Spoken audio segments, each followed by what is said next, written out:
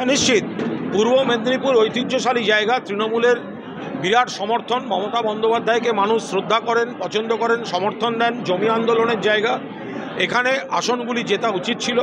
BJP নিশ্চিতভাবে কারচুপি করেছে, কিন্তু পাশাপাশি তৃণমূলের মধ্যে আত্মসমালোচনা দরকার।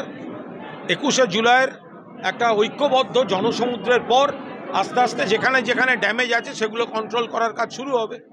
আপনি বলছেন যে খোল নলছে পরিবর্তন, মানে আবার কি জেলা সভাপতি চেঞ্জ বা পুরো কমিটি চেঞ্জ করার বিষয়ে আপনারা চিন্তা ভাবনা করছেন?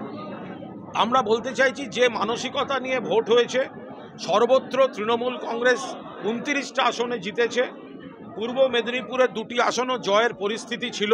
মমতা বন্দ্যোপাধ্যায়ের উন্নয়ন হয়েছে, কিন্তু স্থানীয় স্তরে কিছু খামতি আছে।